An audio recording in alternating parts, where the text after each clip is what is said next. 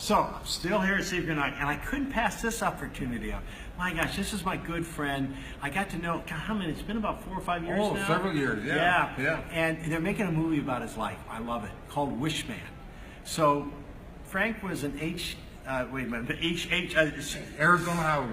Highway Patrol officer. Shankwitz. I didn't say your last name, Frank. A movie about his life. It's going to be so awesome because he was the creator and then the co-founder, one of the founders of Make-A-Wish.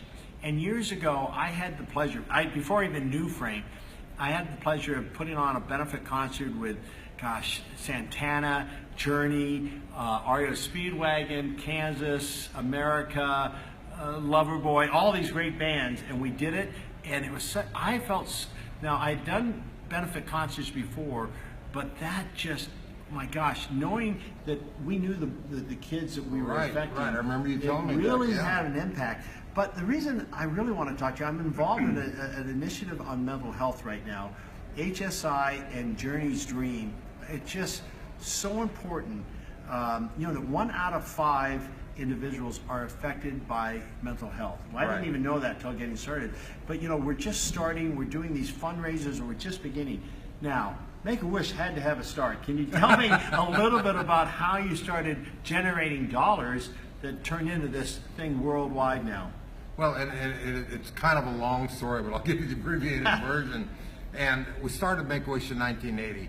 And the only reason was because at that time I was a motorcycle officer with the Arizona Highway Patrol. And we learned of a little boy named Chris, 7 years old, who had terminal leukemia. And the family told our commanders at the Arizona Highway Patrol that he had this wish. He wanted to meet a motorcycle officer because his heroes were Punch and John in the television show Chips during that time. And he said, I want to grow up to be a motorcycle officer just like Punch and John. And we had trained with California Highway Patrol initially. Our uniforms, our motorcycles were identical, except ours obviously said Arizona. And because I had worked with children, I was on a squad that worked the whole state of Arizona, a 10-man squad. And we'd go to the schools in our spare time and talk with the kids. They could care less about bicycle safety. They wanted to get on a motorcycle. It was a great PR thing. And my commander said, we're going to do something special for this little boy. We'd like you to be involved. We're going to pick him up at his hospital with the permission of his doctors and mother and fly him to our headquarters building. We would like you to be standing by with your motorcycle so you can meet this little boy. And I had no idea what to expect. I thought that our paramedics were going to help him out of the helicopter. He'd just come off IVs.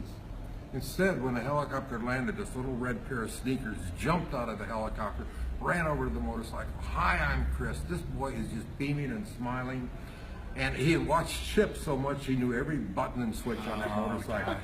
This is a sign. I've seen these pictures, so it hits me harder because I can see his face. It was just so much fun. And I looked at his mother, and she's got tears in her eyes. And I'm wondering, well, it dawned on me, she's got her 7-year-old back. He's the typical little boy having fun. But Chris went on that day to become the only, to this day, 37 years later, honorary Highway Patrol officer in the history of the Highway Patrol, complete with a custom-made uniform we got for him, his own badge, which is assigned to him today. The biggest thing was his motorcycle wings, which made him official motorcycle officer. He's now like Punch and John from Chips. And certificate, everything. And this little boy he got to go home that night because the doctors who was with him said, I don't understand. His vitals are so good. Let's let him go to his comfort zone. Unfortunately, Chris passed away a couple days later. And I always think maybe those motorcycle wings helped carry him to heaven. But Chris, we learned, was going to be buried in a little town in southern Illinois, and my commanders asked if I would go back and give him a full police funeral, which we did. But what happened was the press was picking us up. They started following us on this whole journey. And I recognized all these people wanted to help. In fact, this little town of Illinois, the Illinois State Police, City Police, County Police, all joined for this funeral procession for Chris. He was buried in uniform. He's a great Marguerite, Chris Gracious, Arizona trooper. And flying home back to Arizona, I just started thinking, here's this little boy that had a wish, and we made it happen. Why can't we do that for other children? And that's when the idea was born. Now you say, how do we get our first dollars and this and that? The media loved the idea. They had never heard of anything like this. And when we became official, it took me 6 months to put the foundation together. But when we made the splash out on the media, and they covered us, the TV in Arizona, the local paper, everything, how can we help? What can we do? And I said, well, we need dollars. We need in-kind donations and this and that. So that was our big catalyst, was the media. And then plus it got nationwide. NBC Dateline did a feature which went nationwide. All of a sudden we're getting checks from Illinois, from New York, from Wyoming, from Montana, wherever, California, to put this together. So it was really the marketing that got out there. And then you had a cause that hit people at the heart. Because, you know, in 1984, when I put on the concert, I was so moved by it. And I didn't know you back then. Right. And then after we did it, I got a call from the Make-A-Wish saying, hey, we have a boy, he's going into his 5th heart surgery. Now, I've had 4 boys, wow. and so his 5th, and it was up in San Francisco. At the time I was living in San Diego, which I'm living in San Diego now. But I went, oh my gosh, and he says, can you get James Taylor? Because he loves James Taylor. This is a 5-year-old boy. And so I called up James Taylor's manager, and I just couldn't do it. There was no time. I said, hey, I have a record out right now. I'm not James Taylor, but can I come? And she goes, well, he's very particular. But I just felt I had to do something.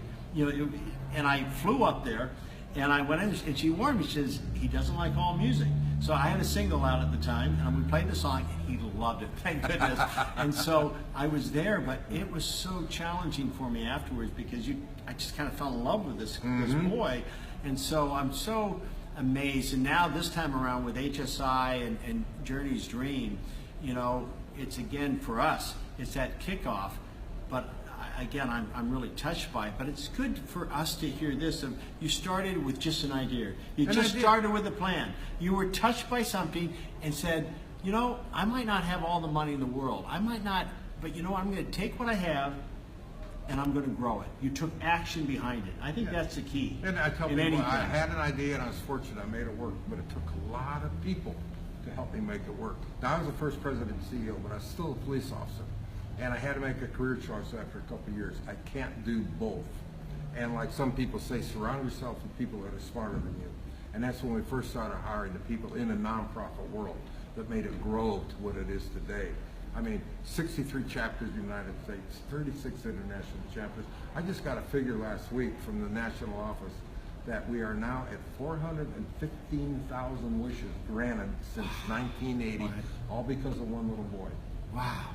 Isn't that amazing? And here's another part that I'm hearing you say, and this is something I don't think that if you have a nonprofit out there or anything, you know, you have hired help now too.